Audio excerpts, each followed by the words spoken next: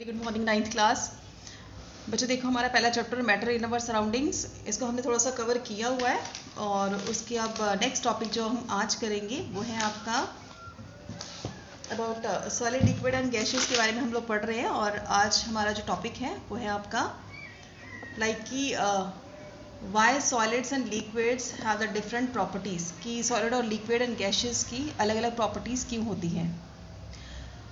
We will now try to explain why solid, liquid and gaseous have the different properties by using the kinetic theory of matter. अब हम explain करेंगे कि solid, liquid and gaseous की अलग अलग properties क्यों होती हैं because of kinetic theory of matter के through.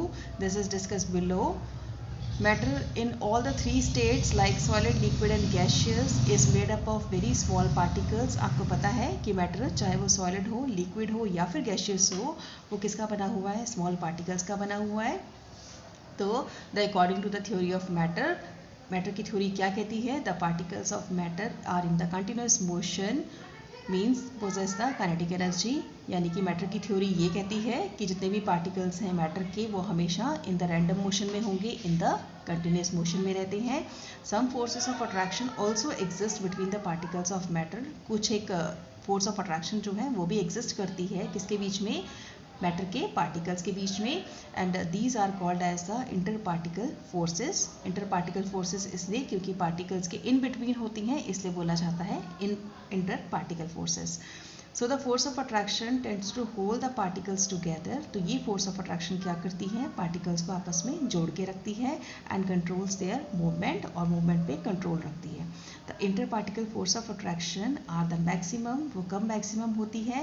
When the particles goes close together. जब पार्टिकल्स आपस में क्लोज हो जाते हैं तो ये इंटर पार्टिकल फोर्सेस जो है वो मैक्सिमम होती हैं। As the distance between the particles of matter increases, मान लो अगर डिस्टेंस ज़्यादा बढ़ जाता है इनके पार्टिकल्स के बीच में, the force of attraction between them decreases, तो ये वाली जो फोर्स है वो डिक्रीज हो जाती है। The movement of the particles can be changed by heating the matter. हम इनको क्या कर सकते हैं? इनके जो मूवमेंट है उनको हम लोग चेंज कर सकते हैं मैटर को हीट करके। हाइयर द टेम्परेचर, जितना ज़्यादा टेम्परेचर होगा greater is the movement of the particles, particles की मूवमेंट उतनी ही ज़्यादा हो जाती है। We can now say that the following properties of particles determine the physical state of matter. So that is the following properties of particles decides whether the given substance will exist as solid, liquid or in the gaseous form. तो हम लोग ये देखेंगे कि इन्हीं properties के through हमने decide करना है कि जो आपके पास सब्सटेंस है वो किस फॉर्म में है, सॉलिड में है, लिक्विड में है या फिर गैशियस में है। सो फर्स्ट देखो द पार्टिकल्स और the spaces between the particles. पहला आपके पास कि the space between the particles, कितना स्पेस है पार्टिकल्स के बीच में। The space between the particles are the minimum in solid. जो स्पेस रहेगी किसके बीच में? सॉलिड के बीच में, वो मिनिमम रहेगी। लिटिल इन द लिक्विड्स और maximum in the gases. Gases में बहुत ज़्यादा होती हैं क्योंकि गैसेस के पार्टिकल्स जो हैं वो बहुत ज़्यादा अलग अलग होते हैं, डिफरेंस बहुत ज़्यादा होता है। सेकेंड है the force of attraction between the particles. अब देखना है अट्रैक्शन कितना होता है।